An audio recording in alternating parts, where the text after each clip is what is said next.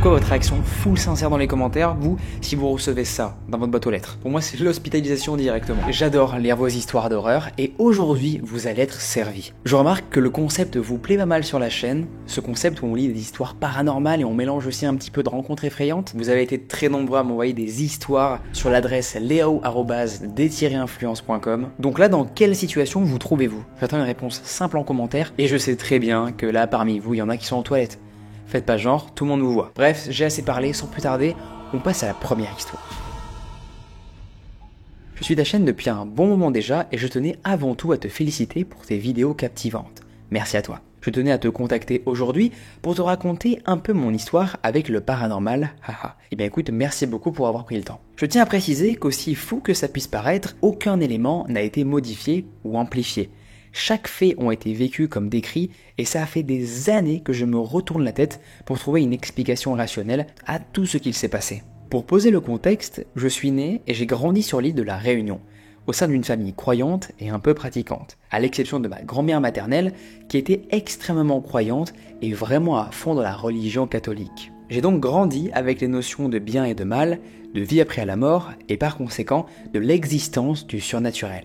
L'île de la Réunion regroupe de nombreuses religions, croyances et superstitions au vu de son histoire et de la richesse de ses terres et de sa population. Par conséquent, j'ai toujours entendu parler d'histoires paranormales, de mauvais sorts et encore de sorcellerie, sans y être vraiment pour autant confronté. Tout a changé pendant les vacances de juillet à août 2022.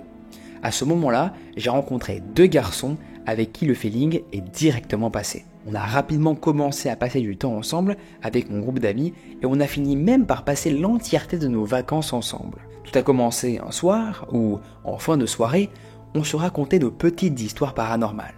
Je suis déjà fan de sa vie et du mood. J'étais captivé par l'ensemble des phénomènes paranormaux qu'ils avaient déjà vécus. Et comme toute personne n'ayant rien connu, je frissonnais un peu sur le moment, puis je suis rapidement passé à autre chose et a repris le cours de ma vie comme si de rien n'était.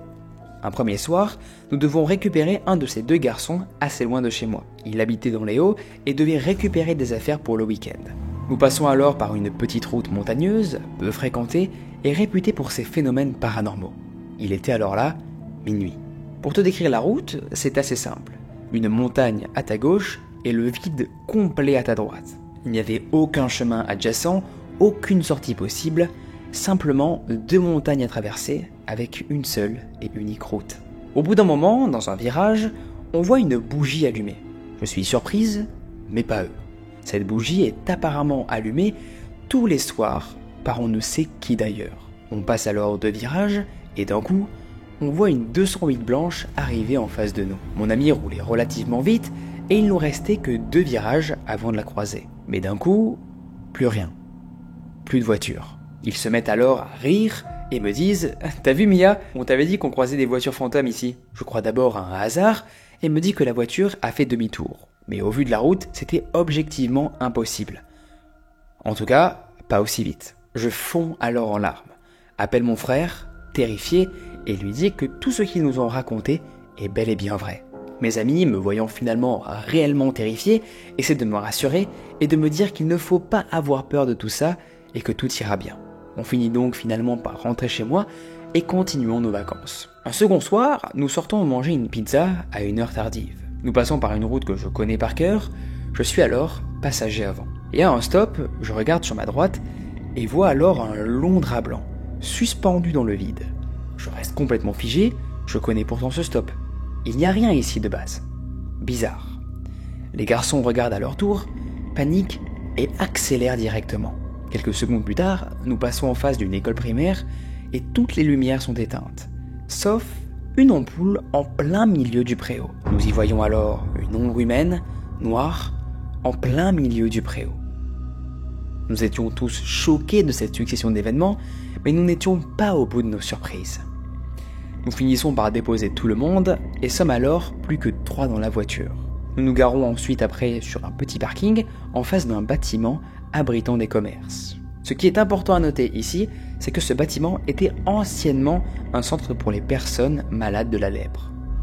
Au-dessus de ce dernier, on peut également y trouver d'anciens cachots où étaient enfermés des esclaves.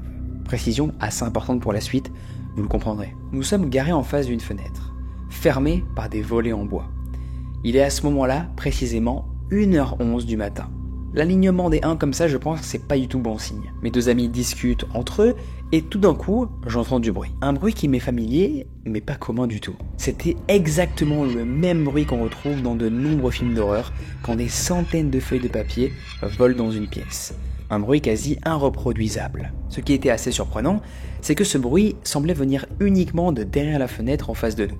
Il semblait parfaitement localisé. Je dis alors à mes amis d'écouter ce qu'il se passe, et là, celui qui vit juste à côté de nous hurle de démarrer la voiture et de partir d'ici le plus rapidement possible.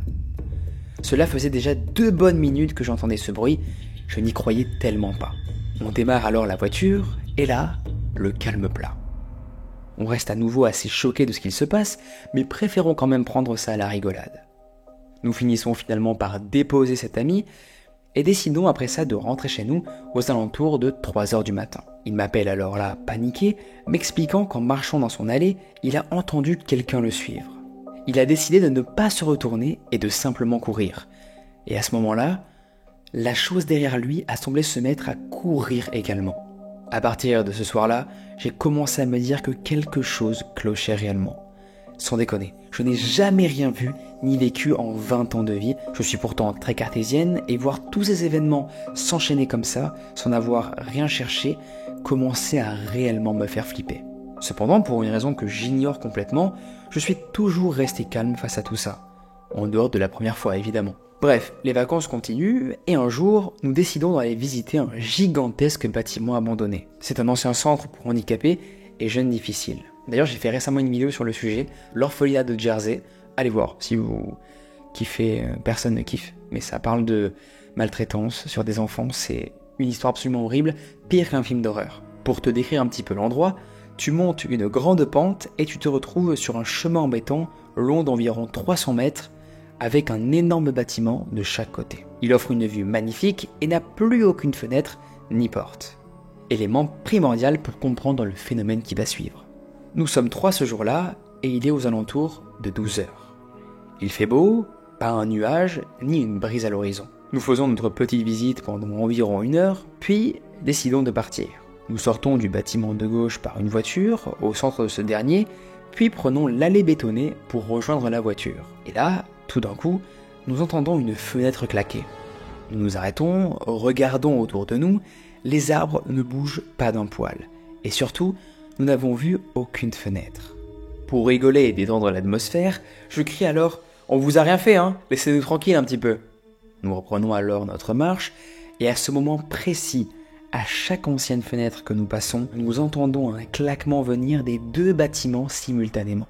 C'est comme si notre passage de chacune des anciennes fenêtres déclenchait une réaction.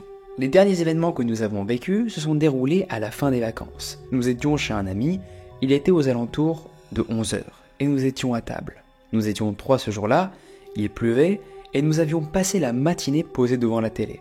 J'ai terminé de manger la première, donc je commence à faire ma vaisselle. Je suis alors dos au couloir. Puis je décide de me rendre aux toilettes. Arrivé devant le couloir, je vois des traces de pas mouillés dans l'entièreté de ce dernier. Je demande alors aux garçons s'ils sont sortis. Ils me répondent que non.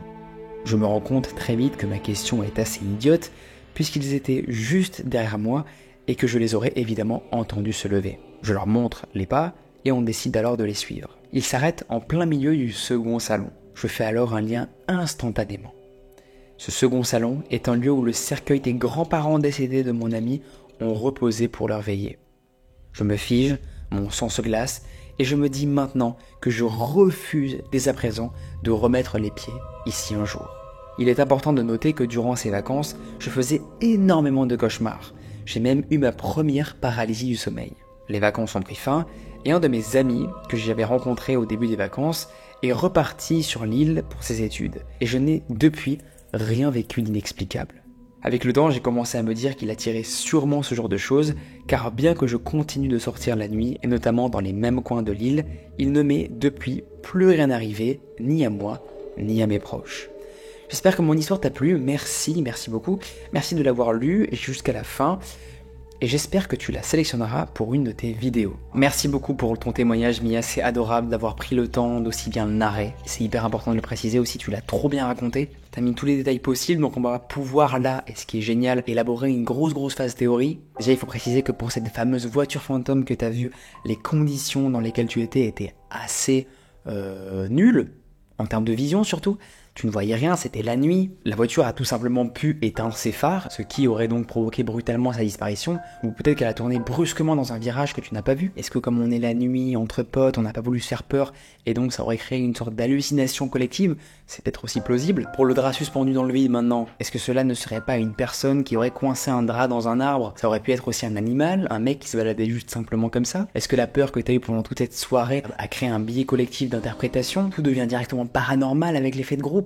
Peut-être. Il y a un monde où c'est juste un gars bourré qui a pris le linge de sa mère, qui l'a mis sur la tête et qui s'est tapé un gros sprint à la Usain Bolt dans les montagnes. C'est sûrement arrivé statistiquement, en réalité. Et d'ailleurs, dites-moi en commentaire si vous avez déjà vu des situations lunaires comme ça. Et pour en venir maintenant au bâtiment ancien que t'as pu visiter avec tes potes, est-ce que les plusieurs bruits que t'as entendus ne pourraient pas être liés à un animal bloqué dans ce magnifique endroit? Un bruit de vent piégé dans une structure du bâtiment qui ferait du coup une sorte d'effet acoustique, des chauves-souris, des rats, des oiseaux, des animaux qui ont l'habitude d'être dans ce genre de lieu. Il y a plein de théories à se faire. Les traces de pas mouillées dans le couloir, ça quand même c'est vachement intriguant. Est-ce qu'il n'y aurait pas eu une condensation ou une fuite d'eau chez toi qui aurait créé sans faire exprès des marques au sol représentant des pas d'humains? Est-ce que quelqu'un est sorti parmi tes potes sans s'en rendre compte, mouillé? Est-ce que ce n'est pas la trace d'un animal mal interprété? Honnêtement, c'est assez mystérieux, j'adore ce genre d'histoire et c'est bien pour ça que je les raconte. Mia, n'hésite pas à me faire un retour par rapport un petit peu à ton histoire. Est-ce que tu valides un petit peu mes théories et les théories des gens dans les commentaires?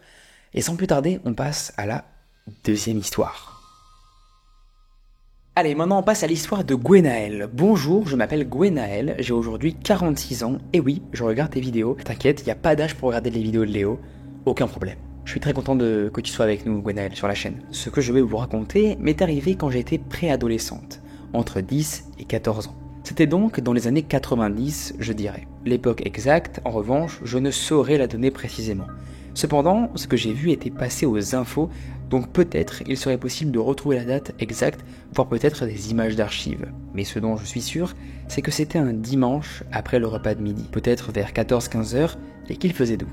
Ce n'était ni l'hiver, ni une grosse chaleur d'été. Une de ces journées tranquilles où tout le monde est un peu ramolli par le repas du dimanche. Ce jour-là, on était réunis en famille. Ma mère, mon beau-père, et ses parents à lui, des personnes âgées. J'ai toujours aimé les animaux. Alors, spontanément, j'ai proposé de sortir leur chien pour le promener. On était à Troyes, dans l'Aube, plus précisément au quartier des Chartreux, sur la place Jeanne de Navarre. Pour ceux qui ne visualisent pas, cette place en fait forme un genre de zéro, une grande pelouse au centre avec des arbres sur tout le pourtour, entourée d'une rue circulaire, et tout autour des maisons. C'est une place en gros. Ce sont des détails importants, vous verrez pourquoi. Je sors donc sur cette place avec le chien. Tout est calme. Et puis, soudain, ça apparaît. Je lève les yeux, et il est là, au-dessus de moi, immense, triangulaire mais allongé, un triangle long noir, totalement opaque. Il flotte dans le ciel, juste au-dessus de la place. Il recouvre la place quasiment. Il ne vole pas, non. Il est en suspension, littéralement figé dans l'air. Et il est gigantesque. Il est là, au-dessus des arbres, je ne vois plus le ciel. Le plus troublant, il ne fait aucun bruit, aucun. Il n'y a pas un souffle de vent, aucun moteur, aucune vibration dans l'air. Rien. Même pas le chant habituel des oiseaux. Le chien, lui, par contre, ne réagit pas. Ce qui, en soi, est déjà bizarre. Aucun aboiement, pas un coup d'œil en l'air, rien ne bouge. Comme si le monde s'était figé pendant quelques minutes. Je regarde l'engin. Il y a très peu de lumière, dont une rouge qui m'a marqué. Je ne pourrais pas décrire tous les détails parce que le temps a passé, et j'ai du mal avec certains souvenirs. Mais cette lumière rouge, je m'en souviens parfaitement. Et là, je panique pas du tout. C'est ça qui est encore plus étrange avec le recul en fait. Je suis juste dans une espèce d'état d'observation, fasciné. Mais au bout de plusieurs minutes sous ce vaisseau triangulaire, je ressens quand même le besoin d'aller prévenir les autres. Alors, je cours chercher ma mère. Elle est à la cuisine, en train de faire la vaisselle. La fenêtre donne directement sur la place. En plus, je crie « Maman, maman, il y a des extraterrestres dans le ciel !» Ou peut-être que j'ai dit « Un ovni !» Je ne sais plus exactement. Et vous voyez l'idée. Elle me regarde d'un air vide, et elle me dit « Ah oui, oui, oui. » Et elle continue à faire sa vaisselle. Comme si j'avais dit « Il y a un chien qui traverse la rue, t'as vu ?» Ou « Oh, j'ai vu un pigeon !» Elle ne me prend pas du tout au sérieux. Ou alors, elle est dans un état second. Je ne sais pas vraiment. Peut-être qu'elle a cru que j'inventais. Peut-être que quelque chose l'a empêché de comprendre. Je n'en sais rien. Je lui dis « Mais maman, viens voir, le ciel est entièrement recouvert. On ne voit plus rien, viens voir. » Et encore une fois « Ah oui, oui, oui, d'accord. » Alors, je repars dehors. L'objet est toujours là. Toujours aussi immobile. Ça fait bien 5 à 10 minutes qu'il est là maintenant. C'est long, 5 à 10 minutes dans ce genre de moment. J'ai eu tout le temps de le regarder. De mémoriser sa forme, sa couleur, d'un noir étrange, pas un noir qu'on connaît. C'est impossible à décrire, mais ce n'était pas du tout une couleur banale. J'étais très à l'aise et en confiance. Aucune peur. Peut-être l'insouciance de mon âge. Et d'un seul coup, il commence à bouger. Lentement. Il glisse au-dessus de la place dans la longueur. Je décide alors de le suivre. J'avance à la même vitesse que lui. Il ne va pas vite. Et là, pouf, disparu. Mais pas disparu dans le sens il s'éloigne à toute vitesse. Non, je le perds de vue dans le ciel. Non, il était là. Il n'y est plus, je ne comprends pas. Comme s'il s'était dissous. Évaporé. J'ai cherché partout. J'ai tourné dans le quartier, j'ai levé les yeux dans toutes les directions. Rien. Plus aucun triangle à l'horizon.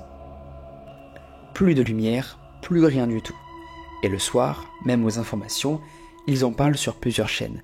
Des gens témoignent à la télé, des vidéos sont montrées, et encore une fois le triangle est petit et vu au loin. Dans les journaux de papier aussi, ils en avaient parlé, des gens ont vu un triangle volant dans le ciel, mais de loin. Pas ce que moi j'ai vu. Personne n'a rapporté un vaisseau aussi massif, aussi proche, aussi silencieux, avec mes informations. J'aurais pu témoigner de la taille. Je suis dégoûté. Et les explications, essais militaires, prototype de l'armée, rien de mystérieux. Mais je vous le dis, ce que j'ai vu ne ressemble en rien à ce que les humains savent faire. Ni à l'époque, ni aujourd'hui en 2025. Aucun moteur, aucun bruit, une suppression parfaite dans l'air, un silence surnaturel. Et ce noir étrange, c'était pas humain. Depuis, cette histoire me hante, j'imagine. Je n'en parle que très rarement parce que les gens ne me croient jamais. Ou alors, ils me regardent avec ce petit air suspect, ce sourire en coin. Et pourtant, je sais ce que j'ai vu. Je passe pour une menteuse, et vu ma profession, je préfère éviter. Je l'ai vu seul de mes yeux. Et je sais que c'était réel. Je raconte aujourd'hui cette histoire parce que j'aimerais que peut-être quelqu'un d'autre ait vu la même chose. Ou qu'on ose enfin écouter les récits comme le mien avec un peu plus de respect et de sérieux. Évidemment là, c'est ce qu'on fait et dans les commentaires, tu le verras, il y aura full respect. Et je sais également qu'aujourd'hui avec Google Maps, il est possible de se rendre compte de la taille de cet objet volant. J'ai essayé de retrouver les reportages TV, mais je ne suis pas arrivé, ne serait-ce que pour trouver la date exacte. Merci d'avoir écouté Gwenaël. Merci beaucoup à toi Gwenaël. Waouh, très courageuse de raconter ça. Car comme tu l'as dit, quand tu racontes ce genre d'histoire complètement lunaire, complètement incroyable, on a tendance directement à dire « Oui bon d'accord, t'as vu un avion quoi ». Normal en réalité car les gens ont peur. Moi le premier, je préfère me dire « Ah ce truc dans le ciel, c'est un Doritos qui vole ». Rien de bizarre. Bon moi j'ai plusieurs théories. Je me suis évidemment renseigné parce que ton histoire m'a pas mal intrigué. Dans les années 90, il y a eu beaucoup de témoignages en Europe qui ont décrit la même chose que toi. Ce triangle qui vole dans le ciel. Triangle qui ressemble parfaitement au fameux avion militaire TR-3B. Un supposé avion secret américain. Il se pourrait peut-être que ce jour-là tu aies vu un projet expérimental. Est-ce que cela ne peut pas être un souvenir qui a été déformé? Cela peut être aussi une hallucination collective, une illusion d'optique, induite par un état modifié de conscience, peut-être. Dans ton témoignage, tu dis que tu as été extrêmement calme. Alors c'est peut-être lié à un état de déréalisation, ou une dissociation légère. Un truc qui est assez courant chez les préados lors d'un moment très calme et paisible. Ce truc-là en fait peut amplifier la perception d'un objet, avion, ballon météo ou nuage même sombre, transformant du coup l'image peut-être que tu as eue là à ce moment-là en triangle noir qui fait un petit peu vaisseau alien. C'est une théorie que je place là évidemment, on prend pas, Gwenaël, c'est juste moi ce que je pense. Mon avis aussi il est dans la théorie que nous ne sommes pas seuls dans l'univers. Alors est-ce que ce jour-là on a été rendu visite, quelqu'un nous a rendu visite, quelqu'un qui n'était pas du tout humain et plus évolué que nous? la question se pose. En tout cas, merci beaucoup Gwenaël pour nous avoir partagé ton témoignage. Les gens que tu le verras en commentaire seront bienveillants avec toi, car on a tout simplement les amis la meilleure commu, la commu bienveillante du paranormal. J'attends évidemment, vous le savez, votre avis en commentaire. Vous l'avez à force, c'est cool. On passe à la dernière histoire. Salut Léo, j'espère que tu vas bien. Bien écoute, pas trop en ce moment, je t'avoue que tu es le mec déblatère sa vie. Évidemment, ça va bien. Je m'appelle Amélia et je voulais te raconter une histoire qui m'est arrivée. Je ne donnerai pas le nom de la ville par respect pour la famille, mais en faisant des recherches, tu devrais facilement trouver des articles de cette histoire. Jusqu'à ce que mes parents divorcent, mon frère faisait du foot dans la ville à côté de chez nous. Rien d'étrange jusqu'ici, tu me diras, mais attends. Un jour, lorsque j'étais en primaire, je dirais CE1, ma mère l'a emmené à son entraînement habituel du mercredi après-midi. Mon père étant au travail, j'ai dû y aller avec eux. Ma mère s'est garée en bas du stade. Il y avait toute une pente à monter pour atteindre le stade, mais elle ne pouvait pas aller plus haut puisque c'était comme des marches. Elle devait juste le déposer et pour pas perdre de temps, elle m'a dit de rester là, de rester dans la voiture et qu'elle ne fermerait pas de toute façon. On était dans les années 2000, presque 2010, c'était pas si choquant à l'époque. Elle est donc partie. Et pendant que je l'attendais, un homme est arrivé en moto avec un petit garçon derrière lui, et s'est arrêté à mon niveau. Il a commencé à me poser plusieurs questions, mais je savais très bien quand même que je ne devais pas parler aux inconnus, donc je ne lui répondais rien de spécial. Il s'est ensuite mis à me proposer de venir jouer avec son fils, en disant qu'il avait des bonbons et des jouets. Oui, je sais, il était un peu le cliché du kidnappeur. Je lui ai juste dit que je ne voulais pas, et que ma mère allait arriver. Il s'est mis alors à insister, puis il est descendu de la moto en commençant à s'approcher de moi. Je me rappelais très bien que la voiture n'était pas fermée et que s'il essayait de l'ouvrir, c'était fini pour moi. Il me faisait vraiment peur. Mais je me rappelle que j'essayais de ne pas lui montrer de peur. J'avais peur qu'il comprenne que la voiture n'était pas fermée. Au moment où il posait sa main sur la poignée de la portière, une voix a résonné derrière lui. C'était une amie de ma mère qui venait de récupérer ses fils au foot. Il était plus jeune que mon frère, et donc à l'entraînement d'avant. Elle lui a demandé ce qu'il faisait, et sa réponse était juste terrifiante. Il a dit que je devais venir jouer avec son fils, et que ma mère était là-haut, que c'était prévu, et qu'elle était au courant. J'étais terrorisé. Et elle l'a vu, et lui a dit « Je ne crois pas, je connais sa mère, elle n'aurait jamais dit oui, et elle n'a pas l'air de vouloir venir avec vous. » Il a insisté, mais elle a fini par réussir à le faire partir.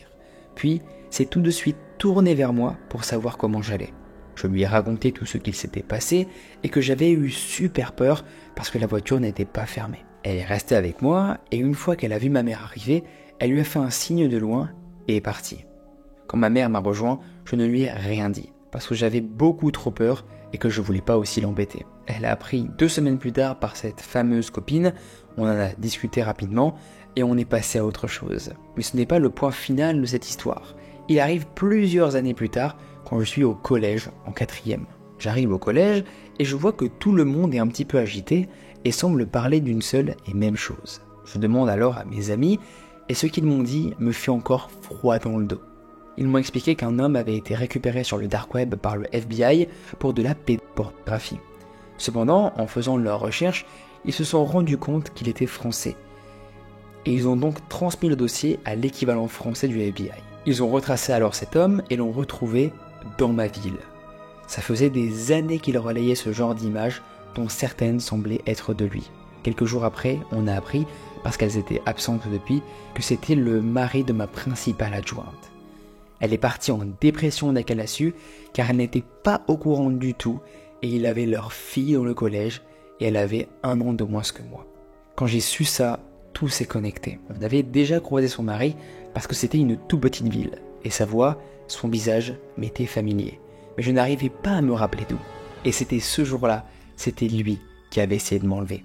Depuis ce jour, je me demande encore ce qui me serait arrivé si la copine de ma mère n'était pas arrivée. Voilà, c'est mon histoire.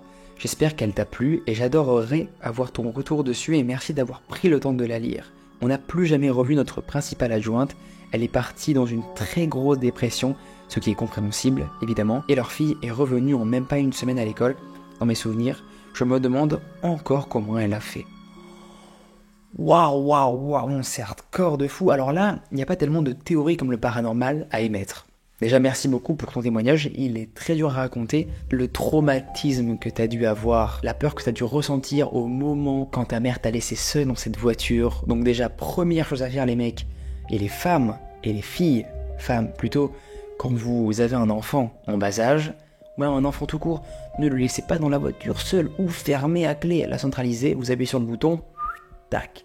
En sécurité, ça part. En tout cas, gros respect à toi, on espère que tu vas mieux depuis, on espère surtout que la fille qui a été victime du coup de son père va beaucoup mieux. Parce que elle en vrai, elle y peut rien et elle a un daron absolument affreux et franchement dur après je pense pour s'en remettre de tout ça. Et surtout la maman aussi, qui est tombée en dépression, grosse force à elle. Ça m'effraie le fait que l'humain puisse avoir des dérives comme ça complètement horribles. Dites-vous que ça m'est arrivé ça récemment, j'attendais mon pote, et un monsieur est venu me demander si je pouvais acheter du lait pour son enfant, tout ça était à Paris, il m'a même montré une photo comme preuve de l'enfant, sauf que c'était un montage très mal fait, on dirait que l'enfant n'était pas du tout content d'être là. Bref, le truc était très space. Je lui ai dit que je pouvais pas, que j'avais pas le temps, mais que s'il voulait, je pouvais lui acheter un truc à manger. Ce qu'il ne voulait pas au début, il m'a vraiment forcé. Il insistait de fou, il a fait que me le répéter, il trouvait des solutions. Moi je lui ai dit non, je ne voulais pas lui acheter du lait, pour la simple et bonne raison que apparemment c'est une technique pour kidnapper les gens, tout ça. Donc flemme que mes organes soient revendus dans des je ne sais où. J'ai une vie à vivre, des histoires à raconter, les vôtres en l'occurrence, donc flemme, d'accord? Et égoïstement flemme, voilà. Et donc voilà, ça s'est fini sur un bon gros achat de cheese. Je lui ai acheté vraiment, je crois, 4 cheese, le mec. Je lui ai dit vas-y, prends ce que tu veux. Il était à la borne, il a appuyé partout, hop, ça fera 45 €. Ah ouais, comme tout ça quand même. Bref, merci des amis d'avoir suivi cette vidéo. J'espère qu'elle vous aura plu, j'espère que les témoignages vous auront plu. Je vous rappelle évidemment, n'hésitez pas à m'envoyer vos histoires sur l'adresse leo@d-influence.com. Nous on se retrouve très prochainement pour une nouvelle vidéo de nouvelles histoires. Venez sur Spotify, j'ai une communauté hyper gentille là-bas. Autant que YouTube, vous êtes vraiment les boss. Je commence à créer aussi une petite commune là-bas, donc n'hésitez pas si vous voulez m'écouter seulement en format podcast, à venir me rejoindre là-bas. Je vous aime terriblement, passez une bonne nuit, enfin du moins essayez. C'était Léo, et je vous dis à plus. Ciao.